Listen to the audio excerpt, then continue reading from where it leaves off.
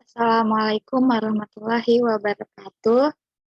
Saya Octavia Isnaini dengan NIM 555219002 dari kelas PDBKA akan menjelaskan tutorial Mayop part 3, yaitu memasukkan ayat jurnal penyesuaian.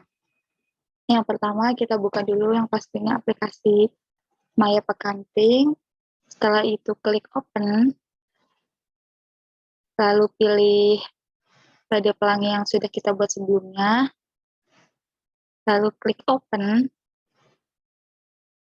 kemudian klik OK, pilih yang ketiga, klik continue, OK, lalu ini kita klik no. Baik, di sini saya akan memanfaatkan soalnya terlebih dahulu. Baiklah, di sini sudah ada soal transaksi ayat jurnal penyesuaian. Ini yang pertama ada transaksi penerimaan rekening koran Bank Permata. Untuk transaksi pertama AJP ini kita klik account, lalu record journal entry, lalu pilih general jurnalnya isi dengan bukti BM 12.1, tanggalnya tanggal 31 Desember 2020. Memonya ayat jurnal penyesuaian.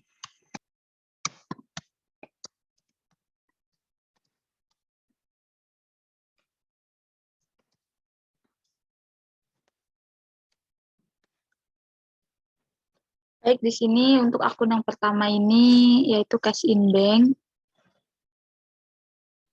Untuk nominalnya ini didapat dari pengurangan interest revenue dengan bank service charge, yaitu dikurangin jadi hasilnya 5.070.000. Yang kedua, kita pilih bank service charge, isi sebesar 250.000. Lalu yang ketiga, kreditnya kita pilih interest revenue. Nah, isinya 5.320. Kita tap hingga out of balance 0, lalu klik record. Lalu yang kedua ini untuk AJP, kita isi dulu ID-nya jadi BM 12. Memonya ayat jurnal penyesuaian.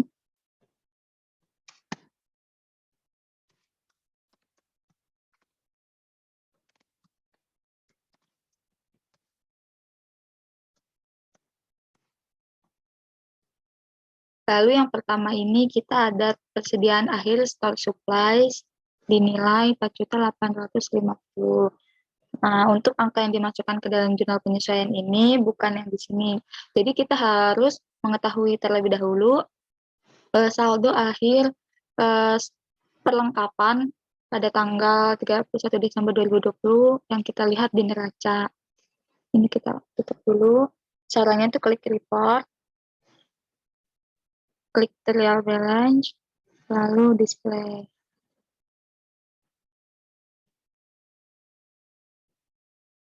Nah, di sini terlihat bahwa store supply nilainya 9.800.000. Nah, jadi yang dipakai ini ialah 9.800.000 ini dikurangi dengan yang di AJP, yaitu sebesar 4.850.000. Didapat hasil 4.950.000. Jadi kita close dulu ini. Lalu kita buka yang tadi dulu. Nah, ini kita isi store supplies expense.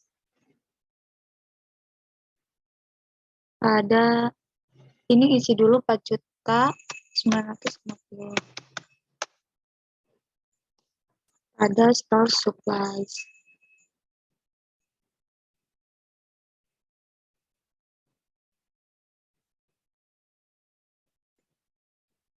Nah, di kredit 4.950. Lalu yang kedua ini ada beban sewa toko bulan Desember 2020 sebesar 2.500.000.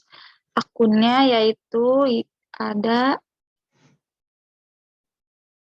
plan expense sebesar 2.500.000 pada prepaid rent sebesar 2.500.000. Lalu yang ketiga ini ada beban asuransi bulan Desember sebesar 1.250.000. Ini akunnya ada insurance expense pada prepaid insurance. Nominalnya 1.250.000. Ada prepaid insurance.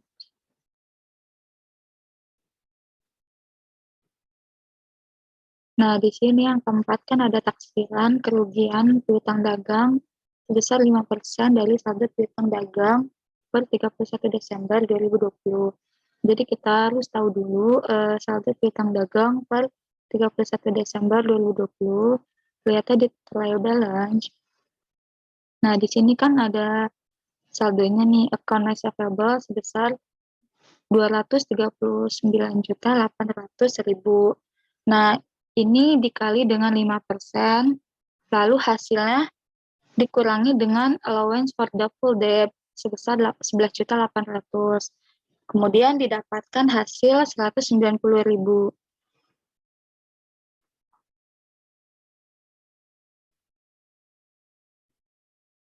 Nah, lalu kita kembali lagi ke jurnal penyesuaian tadi.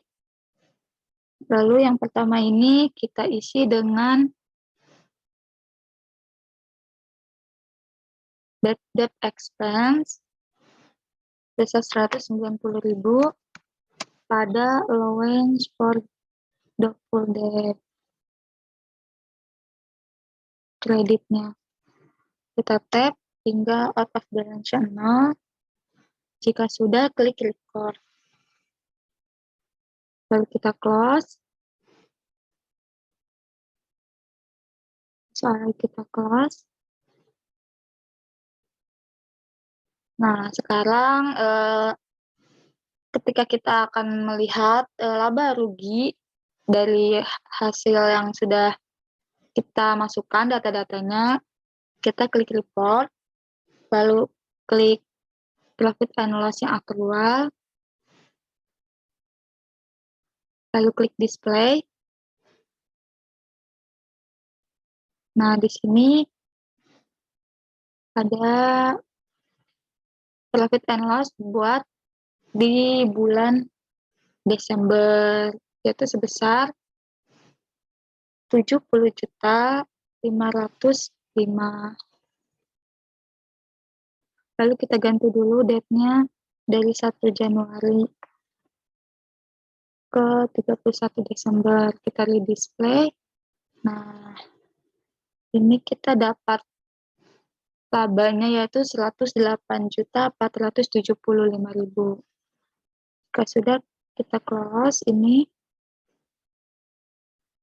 Nah, sekarang kita mau cek neraca saldo setelah penyesuaian. Masih di menu account, kita klik standar balance sheet yang ini. Lalu kita klik display.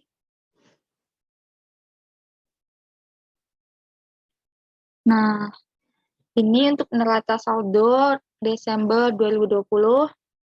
Kita lihat di sini balance antara net asset dengan total equity yaitu sebesar 447.525.000. Di sini sama ya net asset dengan total equity-nya. Lalu jika sudah kita close, sekarang kita akan membuka statement of cash flow atau laporan arus kas. Itu kita klik banking, yaitu statement of cash flow. Lalu kita klik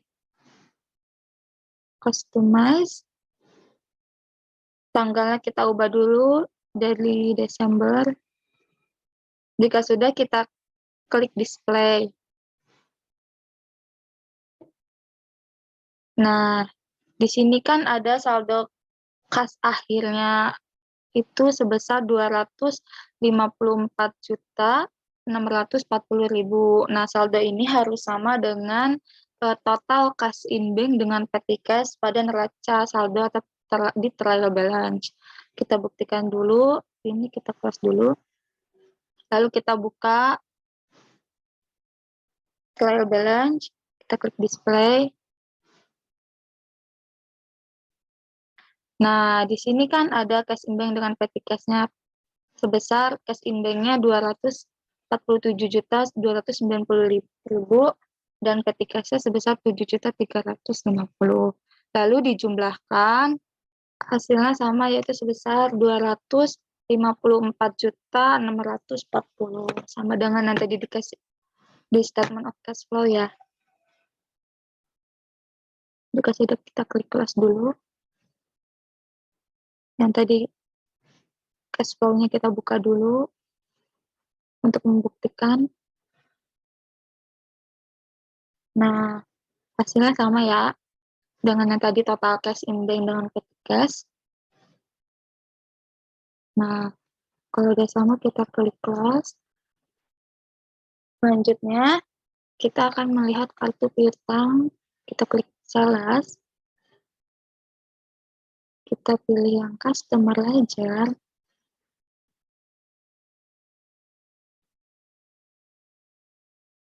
Lalu klik display. Nah, di sini sudah ada ya saldo-saldo piutang dari masing-masing seperti Mega Komputer, Prima Komputer, Tekno Komputer, penjualan tunai, dan Trans Komputer. Jika sudah, kita klik close. Selanjutnya kita akan melihat saldo utang, yaitu klik purchase, klik supplier ledger, customize, display. Nah, ini juga ada saldo per masing-masing supplier. Bisa dilihat ada CV Setiabadi, PT Ladan, dan PT Makmur Jaya. Lalu selanjutnya kita akan melihat kartu persediaan. Saldonya yaitu kita klik inventory, kita pilih item, register, detail. Lalu kita klik display. Nah, di sini ada saldo dari masing-masing persediaan ya. Ada item yang pertama ada 1230P, dan yang kedua ada A60PC. Ini saldonya masing-masing ada sebesar 23 dan 19 unit. Jika sudah, kita klik start. Lagi. Baiklah teman-teman, itu tadi tutorial memasukkan transaksi jurnal penyesuaian dan bagaimana menampilkan laporan keuangan serta kartu utang, piutang, dan persediaan. Saya cukupkan, kurang lebihnya mohon maaf. Wassalamualaikum warahmatullahi wabarakatuh.